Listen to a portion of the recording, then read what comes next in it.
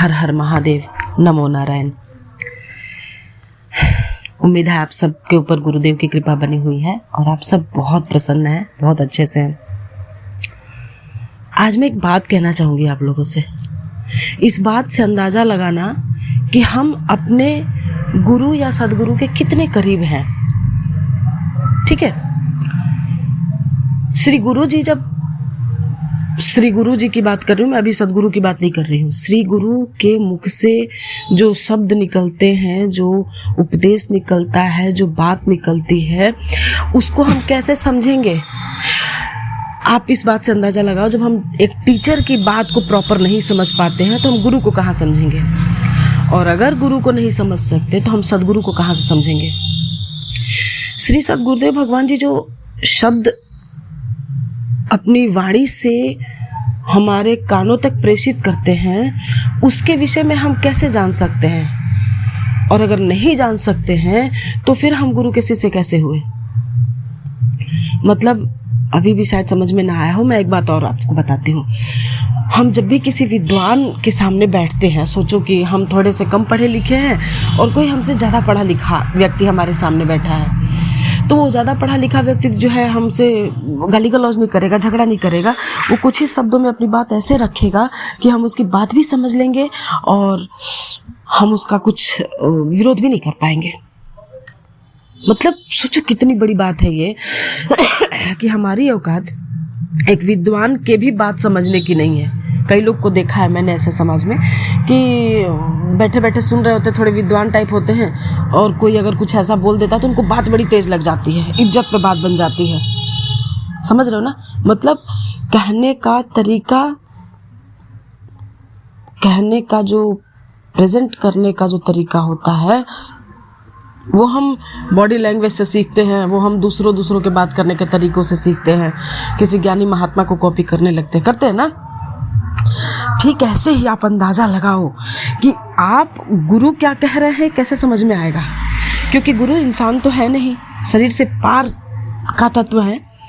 और गुरु अपनी वाणी में क्या कह रहे हैं, वो ब्रह्मांड की किस शक्ति के बारे में बात कर रहे हैं, वो किस तत्व की बात कर रहे हैं, वो किस उपदेश की बात कर रहे हैं, ये हमारे समझ में कैसे आएगा?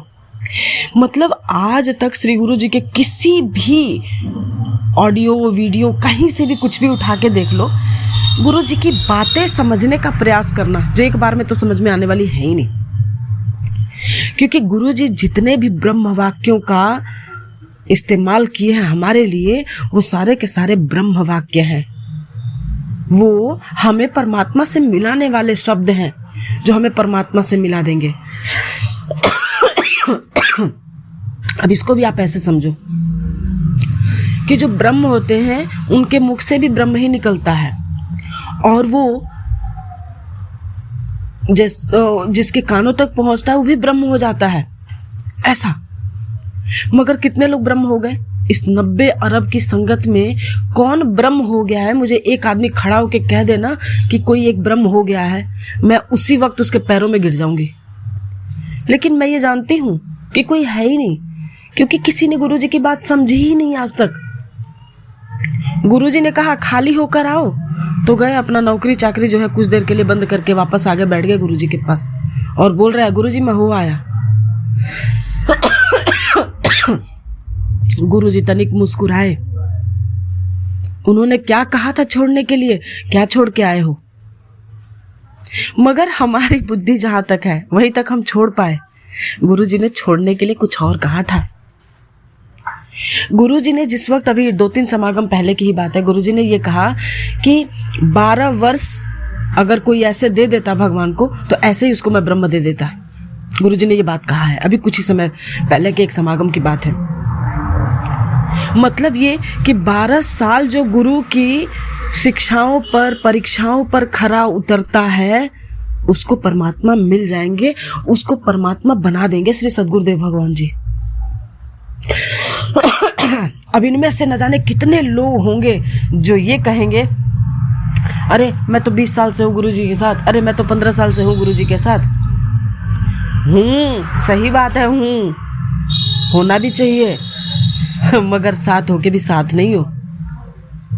क्योंकि गुरुजी जिस साथ की बात करते हैं ना, भीड़ की बात करते हैं दूर में। अक्सर सुना होगा आप लोगों ने समागमों में कि श्री गुरुजी ये कहते हैं कि मैं नजदीक वालों को तो देखता ही नहीं, मेरी आंखें बंद रहती हैं और जब मैं आंखें खोलता हूं तो मुझे पीछे के लोग दिखाई देते हैं। ऐसा श्री गुरुजी की स्वयं की वाणी है। समझना इस बात को कि जो दूर होते हैं उनके ऊपर गुरु की दृष्टि पहले पड़ती है, ठीक। अब जो पास वाले हैं उनके ऊपर गुरु की दृष्टि क्यों नहीं पड़ती? क्योंकि वो गुरुजी को गुरुजी की तरह लेते ही नहीं है। उनकी दृष्टि में न जाने क्या होता है, क्या किस भावना से वो देखते हैं, किस भावना से वो समझते हैं कि आज तक मुक्ति समझ में नहीं आई तो मोक्ष कहाँ समझ में आएगा। कई लोग तो मुक्ति और मोक्ष को एक ही समझते हैं, जो एक नहीं है। ब्रह्म कहाँ समझ में आएगा? मुक्ति ही नहीं समझ में आई तो ब्रह्म कहाँ समझ में आएगा? और पूछते हैं ब्रह्मलीन क्या है, ईश्वरलीन अवस्था क्या है? जो ईश्वरलीन और ब्रह्मलीन अवस्था है ना, वो हमारे श्री सद्गुरुदेव भगवान जी की है।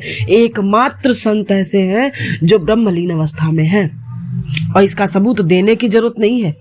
भाई श्री जी के निधन से लेकर के अब तक की आप जो है टाइम पीरियड देख लो, आपको पता चल जाएगा कि श्री सद्गुरुदेव भगवान जी की अवस्था क्या है।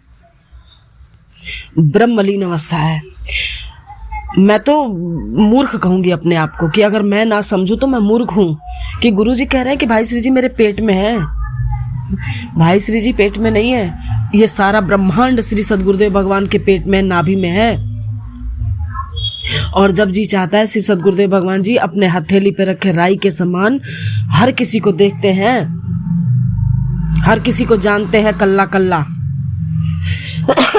इसके बावजूद भी जब कोई ठगी करता है गुरु से तो गुरु उसको पलट के जवाब नहीं देते, कुछ कहते नहीं, सह जाते हैं उसको कि मेरा बच्चा है। मगर याद रखना, गुरुजी स्वयं ना कहे तो इसका अर्थ ये बिल्कुल नहीं है कि आपकी सारी उद्दंडता माफ है, क्योंकि गुरु की शक्तियां परमात्मा की शक्तियां होती हैं और वो कभी साथ नहीं छोड़ती।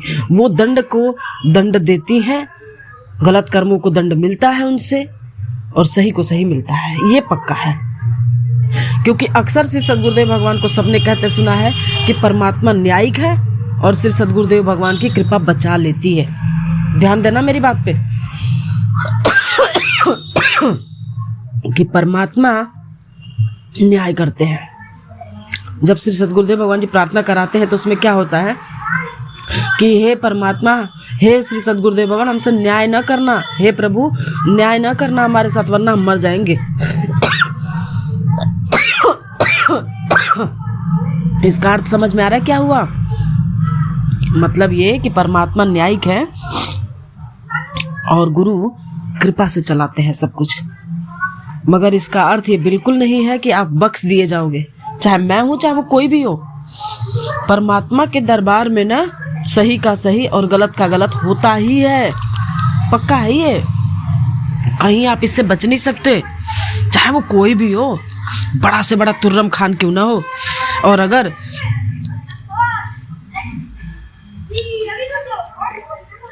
श्री सद्गुरुदेव भगवान जी ने कह दिया कि आप मुक्त हो तो गुरु की वाणी कभी झूठी नहीं जाती है। मगर उसके बावजूद भी आपका एक कर्म आपको न जाने कितनी योनियां लेने पर मजबूर कर देगा, और मुक्ति तो होगी क्योंकि गुरु ने कहा है, लेकिन वो कब होगी इसका कुछ पता नहीं है कि कितने जन्म बाद होगी। क्योंकि याद रखना, गुरु की वाणी को याद रखना कि गुरु ने क्या शब्द कहे हैं। गुरु जी ने ये कहा है कि तुम सब मुक्त हो। गुरु जी ने ये बिल्कुल नहीं कहा है कि अभी मुक्त हो। गुरु जी ने मुक्ति के लिए कही है तो किसी जन्म हो जाएगी। अभी तो जो कर्म कर रहे हो ना उसका दंड भोगना तुम्हारे लिए अति आवश्यक है, परम आवश्यक है। क्योंकि गुरु आपकी ठगी बेईमानी को नहीं काटेंगे। ठगी बेईमानी से किए हुए कर्म को गुरु बिल्कुल नहीं काटते हैं। ध्यान देना इन शब्दों को। खैर मैं कोई गुरु नहीं हूं, मैं तो खाली गुरु की बात समझाने का प्रयास कर रही हूं। कि अगर हम में से कोई भी इतना समझदार है जो ये समझ ले रहा है कि मैंने गुरु को समझ लिया, तो उससे बड़ा मूर्ख इस संसार में कोई मूर्ख भी नहीं होगा, है ना। क्योंकि वो गुरु की बात समझ ले बिना गुरु की इच्छा के। भगवान शिव जी की बात कौन समझ सकता है? सिर्फ भगवान ब्रह्मा जी और सिर्फ भगवान विष्णु जी ही महादेव की बात को समझ सकते हैं, और किसी देवता की भी औकात नहीं है कि श्री शिव जी के पास जाके खड़ा हो जाए और उनकी बात को समझ ले। और जिनमें हमारे श्री सद्गुरुदेव भगवान जी में तीनों देवों का वास है, पांचों देवों का वास है, उनकी बात तो कहाँ ही समझ में आएगी हमारे। इसलिए आप लोगों से हाथ जोड़ के विनती है कि एक ही बात को बार बार सुनो, बार बार समझने का प्रयास करो कि श्री सद्गुरुदेव भगवान जी ने अपनी वाणी में कहा क्या है, किस बात का जिक्र किया है, क्योंकि वो लौकिक बातें नहीं करते हैं।